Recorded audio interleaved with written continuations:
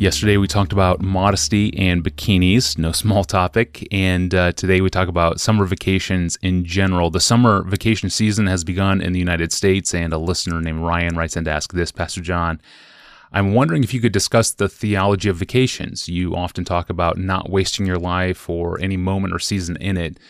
Intellectually, I agree, but at times it just seems like I need to rest. Where do vacations fit?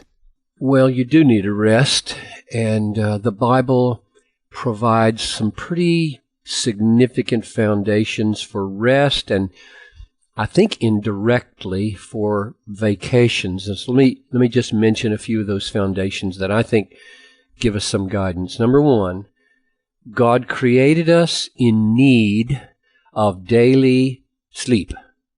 I have always found that quite frustrating. I hate sleep. I find sleep boring.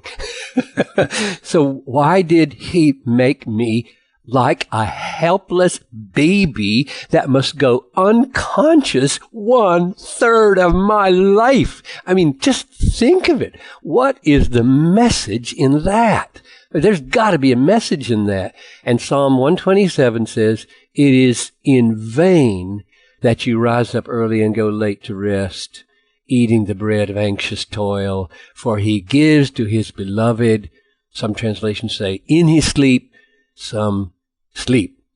I think the gist in the context is pretty much the same.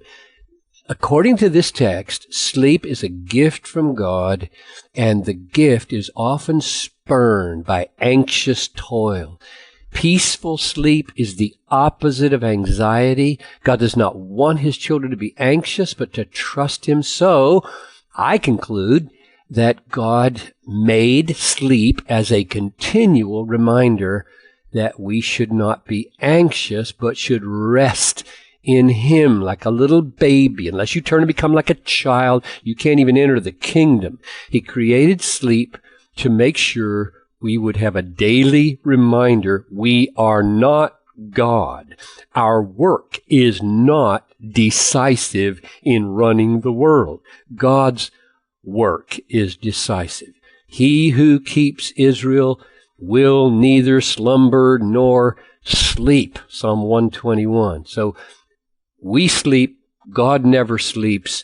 So sleep is foundational. It's a pointer. And I think the big picture there we take away is don't get a big head about your work that you think you can run the world or make everything happen. You're like a little baby 1/3 of your life, and God meant to tell you something. Number two, God established a Sabbath principle.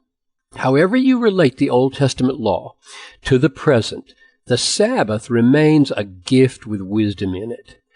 I remember reading C.S. Lewis's wife's book on the Ten Commandments and seeing her point out the wonder and the glory and the incredible gift of telling an ancient agricultural people whose lives depended on working the land, not only don't you have to go to work today, you may not go to work today. Mandatory weekly vacation. And it was stunning. I mean, I just had never seen it in that light.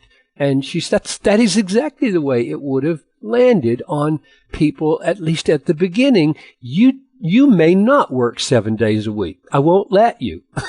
You must. And then he consecrated it to himself as a sign of his own creative power and holiness. But the underlying issue of its gift nature to a worn-out, finite, tired agricultural people remains. And so I say the rhythm of work 6, rest 1, work 6, rest 1, work 6, rest 1 would probably spare a lot of heart attacks and give longevity to many lives prematurely taken because they never unwind the spring.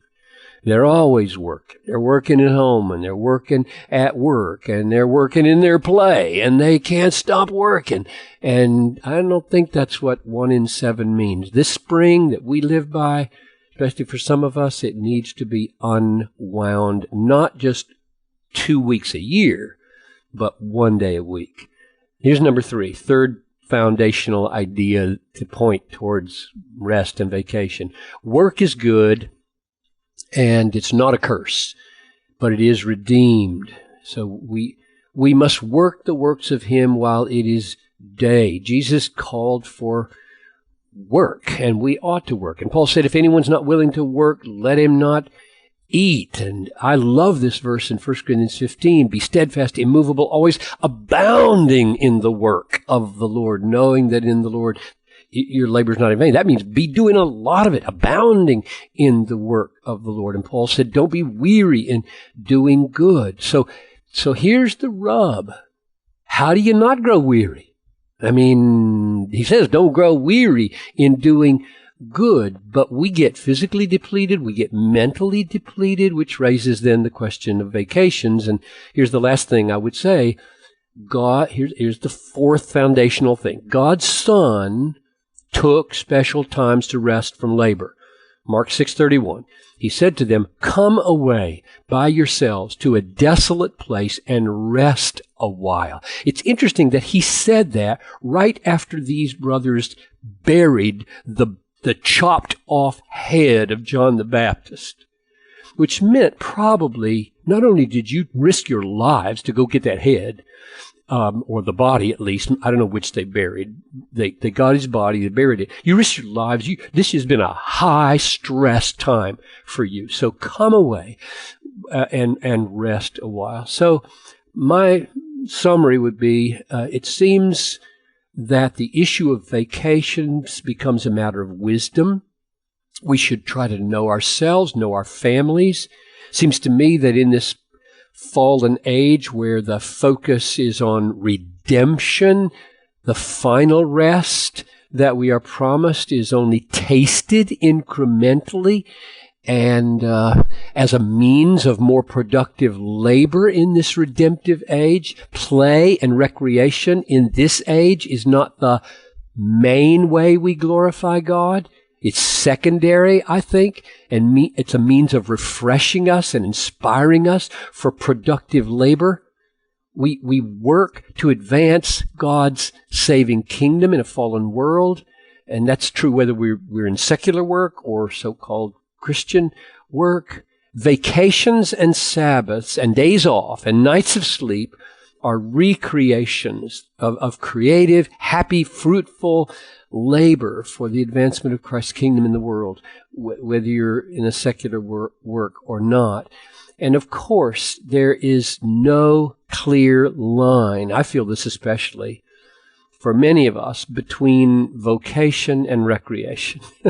Many of us so love what we do and find so much pleasure in it and are so energized by it that the concept of taking time for recreation for the sake of creation is not so clear. For those folks, we need to make sure that we know not only ourselves, but we need to know those around us, because our wives may not feel the same, and our kids may need us when we're just super energized by our reading or our study, and that's not what they need at this time, and vacations count for that as well as for us. Thank you, Pastor John. That was a good word on vacations and rest, and we will return tomorrow. Actually, I'll return tomorrow with a weekend conversation. We're going to be talking with someone who has been studying Bible design for several decades, and we're going to talk about a little history of Bible clutter. How did our Bibles become such technical books with so many notes and symbols in it? It's an interesting story, and it has led to a Bible format that has particular ramifications on how we read and engage the text itself. We're going to look at Bible clutter tomorrow. And for more about this podcast, find us online at desiringgod.org/Ask Pastor John. I'm your host, Tony Reinke. Thanks for listening to the Ask Pastor John podcast.